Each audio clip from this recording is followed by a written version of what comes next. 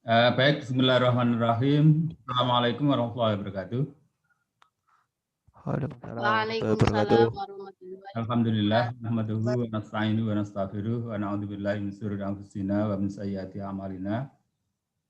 May yahdihillahu fala mudilla lahu wa may yudlil fala hadiyalah. Asyhadu an la ilaha illallah wa la syarika lahu wa asyhadu anna Muhammadan abduhu wa rasuluh. Terima kasih saudara sekalian. Ini untuk pertemuan yang ke-11 ya. Kita akan membahas mengenai Muhammadiyah dan gerakan pendidikan. Yang nanti adalah tentu awal Muhammadiyah sebagai gerakan pendidikan, konsep Muhammadiyah tentang pendidikan dan masalah-masalah yang dihadapi. Sebelumnya saya ingatkan untuk yang presentasi pekan lalu Muhammadiyah dan gerakan sosial. Saya lihat di e-learning masih ada satu pertanyaan, tolong untuk kelompok yang lain dibuat pertanyaan, itu penting juga untuk gerakan sosial itu, sehingga nanti wacana kita akan bisa berinteraksi. Untuk menyingkat waktu, saya persilakan kepada kelompok 8 untuk menyampaikan. Monggo.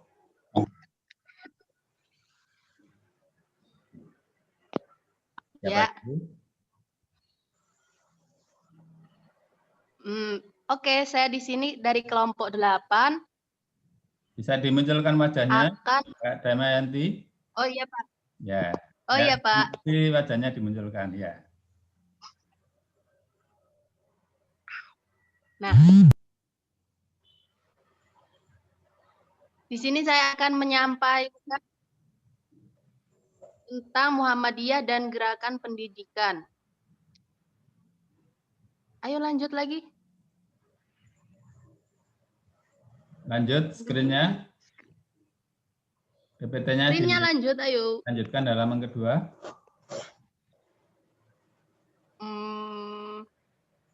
Mas Zulfikar.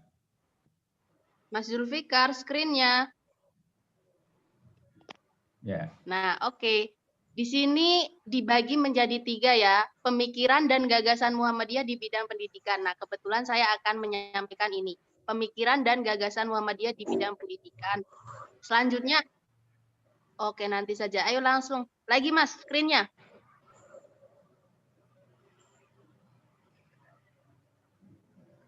Nah, pemikiran dan gagasan Muhammadiyah di bidang pendidikan. Pendidikan Muhammadiyah sebagai amal soleh profesional telah dilaksanakan oleh Ki Haji Ahmad Dahlan dan para founding fathers pendidikan Muhammadiyah. Nah, model pendidikan Muhammadiyah ini merupakan perpaduan antara sistem sekolah model Belanda dan pesantren. Dengan model ini, pendidikan Muhammadiyah diharapkan mampu menghasilkan ulama intelektual atau intelektual ulama. Generasi yang utuh, bukan generasi yang mengalami split personality. Lanjut Mas, screen-nya. Nah, filsafat pendidikan Muhammadiyah tidak dapat dilepaskan dari filsafat pendidikan Islam. Karena yang dikerjakan oleh Muhammadiyah pada hakikatnya adalah prinsip-prinsip Islam. Yang menurut Muhammadiyah menjadi dasar pijakan bagi pembentukan manusia Muslim. Cita-cita pendidikan yang digagas Kiai Dahlan adalah lahirnya manusia baru yang mampu tampil sebagai ulama intelek atau intelek ulama, yaitu seorang Muslim yang memiliki keteguhan iman dan ilmu yang luas, kuat jasmani dan rohani. Ide Kiai Dahlan tentang model pendidikan integralistik yang mampu melahirkan Muslim ulama intelek masih terus dalam proses pencarian. Sistem pendidikan integralistik inilah sebenarnya warisan yang mesti kita eksplorasi terus sesuai dengan konteks ruang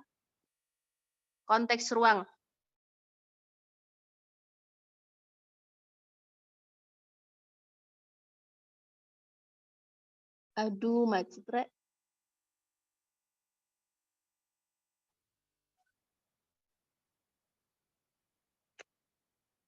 Halo. Halo, halo. Ya, lanjut. Lanjut. Screen-nya, Mas. Tolong, Mas. Sudah. Oh, sudah ya? Kok di sini belum muncul ya? Oh, oke. Mungkin untuk selanjutnya akan diteruskan oleh teman saya, yakni Mas Zulfikar ya. Monggo, Mas.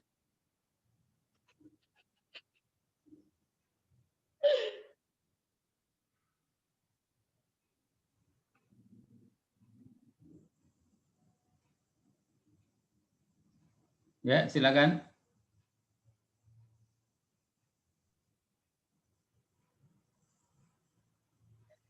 Silakan siapa berikutnya? Oh, Mas Zulfikar. Halo.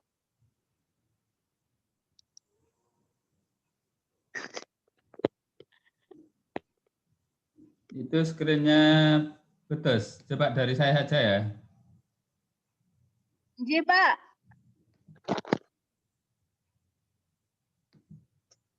Ya, dari saya saja. Ini sudah. Maaf Pak, Sudah. tadi kuotanya habis. Ya, Nah, ini silakan. sudah saya share lagi. Sampai Sorry. dengan ini ya. Ya, silakan. Monggo dilanjut. Kuota habis.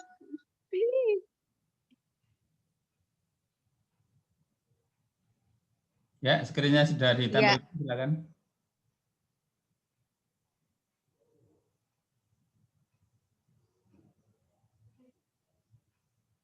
Lanjut lagi.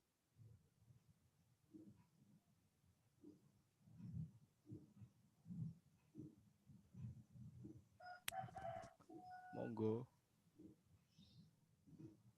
Sudah, Mas. Sekarang giliran sampean.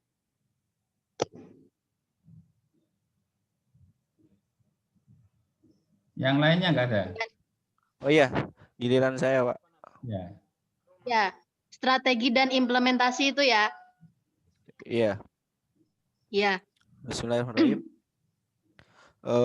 Di materi subbab kedua membahas tentang strategi dan implementasi pendidikan Muhammadiyah dan beberapa strategi, dan seperti yang kita tahu beberapa sekolah ataupun semua sekolah pasti memiliki strategi dan implementasi pendidikan masing-masing, dan itu merupakan ciri khas dari lembaga tersebut. Dan dalam Muhammadiyah sendiri suaranya ada jelas.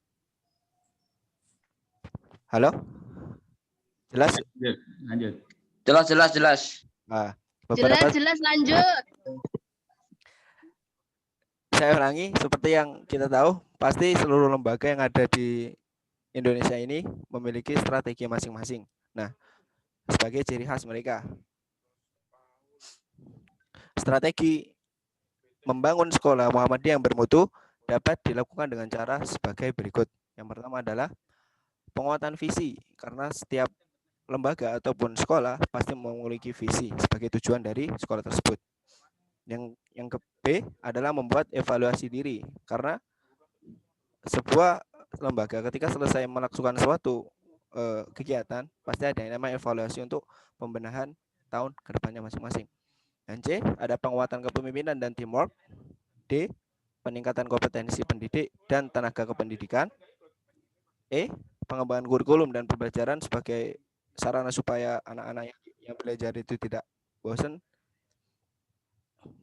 Dan F ada penciptaan lingkungan yang aman dan tertib, karena ini juga merupakan faktor yang urgent.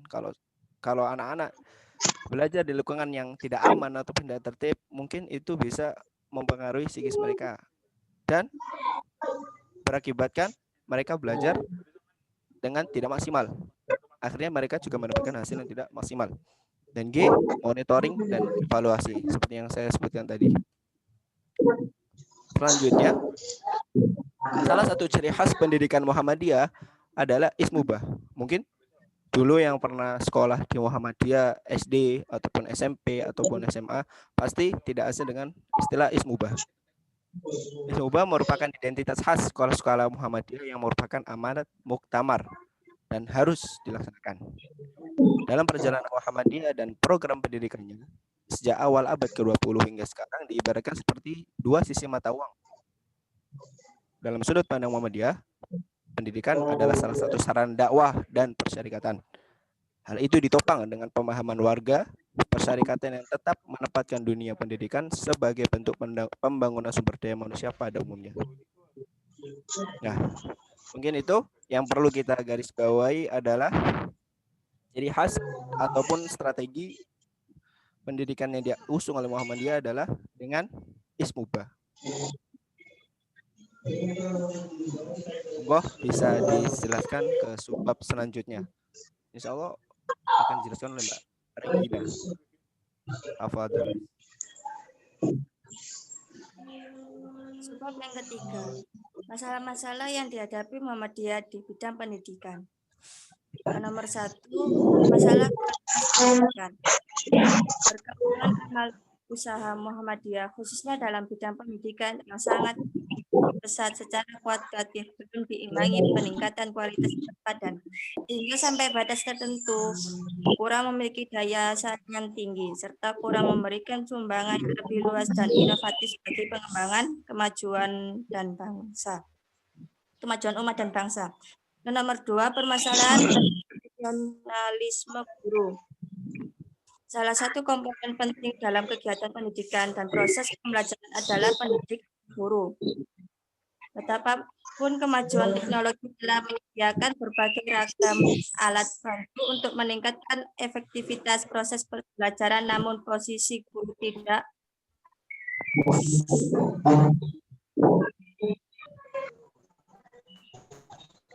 Dan nomor 3, masalah kebudayaan.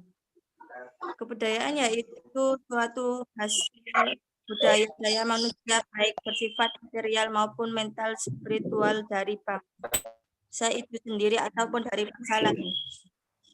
Suatu perkembangan kebudayaan dalam abad modern saat ini adalah tidak dapat terhindar dari pengaruh kebudayaan bangsa lain. Kondisi demikian menyebabkan timbulnya proses akulturasi, pertukaran dan hasil berbaunya antara kebudayaan satu dengan yang lainnya.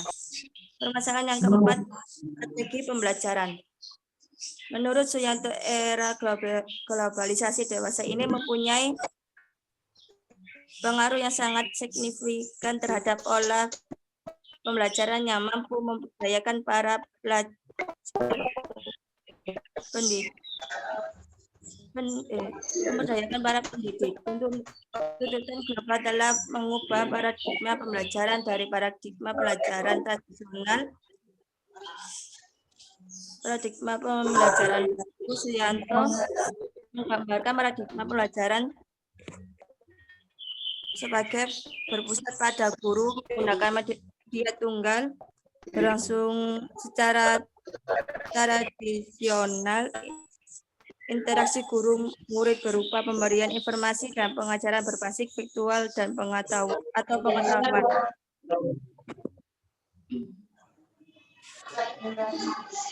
Masalah yang kelima, masalah kemajuan pengetahuan dan teknologi. Sebagaimana telah kita sadari bersama bahwa positif dari kemajuan teknologi sampai kini adalah bersifat fasilitatif, memudahkan. Teknologi menawarkan berbagai kesantaian dan ketenangan yang semakin beragam. Dampak negatif dari teknologi modern telah mulai menampakkan diri di depan mata kita, yang pada prinsipnya melemahkan daya mental atau jiwa yang sedang tumbuh berkembang dalam berbagai bentuk penampilannya.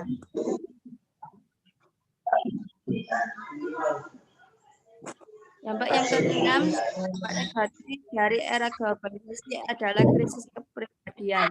Di era globalisasi sekarang ini, bangsa Indonesia sedang mengalami sebuah perubahan yang besar di segala sektor.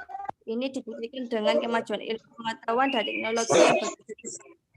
Dengan kemajuan teknologi dan informasi seperti televisi, komputer, internet, media cetak, dan elektronik mengakibatkan bangsa Indonesia dapat dengan mudah mengakses informasi baik dari dalam negeri maupun luar negeri. Selain itu, dengan kemajuan ilmu pengetahuan dan teknologi juga dapat menimbulkan kemerosotan norma-norma dalam kehidupan masyarakat.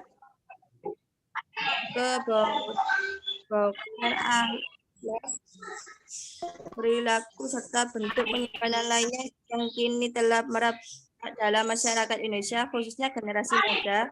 Dalam hal ini pelajar atau mahasiswa mereka mementingkan urusan duniawi pada urusan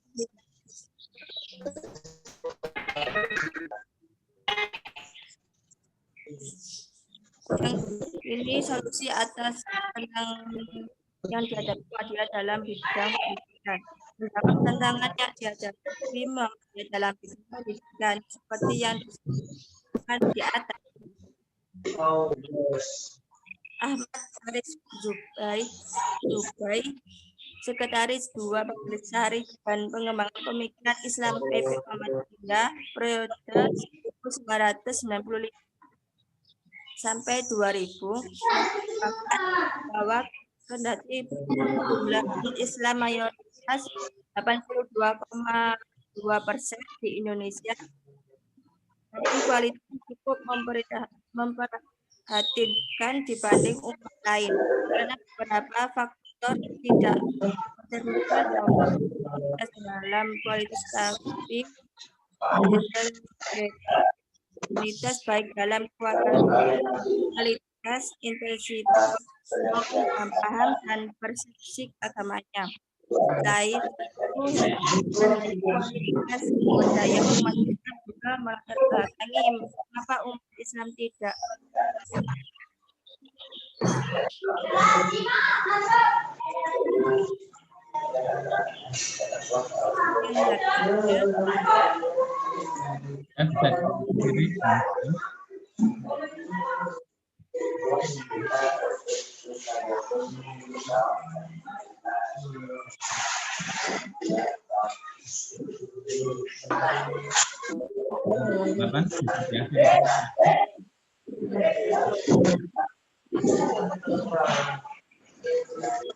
Mohon maaf Pak, tadi banyak suara dari mungkin dari yang nggak presentasi. Ya. Jadi Tadi akhiri dengan salam. jelas tadi. 8. Ini sudah selesai ya Pak? Saya stop share ya nggak apa-apa. Ya. Diakhiri dengan salam dulu. Ya, terima kasih. Semoga yang kami paparkan tadi bisa bermanfaat bagi teman-teman dan juga yang lainnya. Kalaupun ada kebenarannya itu dari Allah Subhanahu wa taala. Dan kalaupun ada salahnya, saya mohon maaf yang sebesar-besarnya. Semoga Allah memberkahi kebaikan bagi kita semua di pagi ini. Amin. Ya, waalaikumsalam warahmatullahi wabarakatuh. Terima kasih kepada kelompok 8, banyak sekali yang dipresentasikan tadi. Dan coba nanti kita fokuskan pada yang terakhir, masalah-masalah ya. Ada masalah-masalah yang dihadapi banyak sekali tadi sampai berapa tadi? 6 apa sampai 7. Seluruh dari masalah biasanya ada pangkalnya ya, ada pangkalnya. Di awal-awal Muhammadiyah berdiri itu sudah memprediksi adanya masalah itu, dan masalah itu sebenarnya intinya adalah di satu ya, itu adalah landasan ya. Salah satu di antara diri pendidikan Muhammadiyah itu adalah mutu ya atau kualitas ya. Tapi kemudian landasannya itu menjadi sangat penting karena indikator dari mutu itulah yang kemudian perlu dicari ya. Mutu di bidang apa ya? Apakah mutu di bidang kurikulumnya, mutu di bidang pembelajarannya, di bidang teknologinya, ini adalah orientasinya ya. Orientasi dari pendidikan Muhammadiyah itu ke arah apa ya? Itu menjadi pertanyaan-pertanyaan ya sampai dengan sekarang, sehingga bukan saja masalah infrastruktur atau gedung ya atau sarana, tetapi adalah orientasi ya mau dikemanakan ya, dan tentu itu adalah tidak lepas dari pembinaan SDM itu sendiri. Nah, karena itu maka kemudian kita sering melihat itu adalah di aspek ini, di aspek yang kaitannya dengan SDM itu adalah visi dan misi. Saya kira itu bisa dimunculkan wajahnya ya, yang bisa dimunculkan wajahnya yang bisa. Ya, nanti kalau diusahakan kalau presentasi dinampakkan wajahnya ya. Nah, kita sudah sampai pada tema-tema yang ke-8 ya. Sebagaimana yang sudah saya informasikan bahwa tema-tema ini adalah lebih merujuk kepada hasil-hasil penelitian. Nah, silahkan nanti jangan lupa di e-learning itu ada referensi ya. Nah, bukan hanya satu tapi ada beberapa. Nah, kemudian jangan lupa pula yang mengirim video presentasi itu ya sudah saya sampaikan itu contoh-contohnya ya. Nah, saya kira itu. Silakan nanti lanjut di e-learning untuk forum diskusi. Jangan lupa yang kemarin masih kurang ya. Terima kasih atas kehadiran di Zoom pada pagi hari ini. Mudah-mudahan kita tetap sehat dan diberi rahmat oleh Allah Subhanahu wa taala. Amin ya rabbal alamin. Marilah kita kita pada pagi hari ini dengan baca hamdalah. Amin. Alhamdulillah. Amin. Wabillahi taufiq hidayah. Assalamualaikum warahmatullahi wabarakatuh. Waalaikumsalam. Waalaikumsalam warahmatullahi wabarakatuh.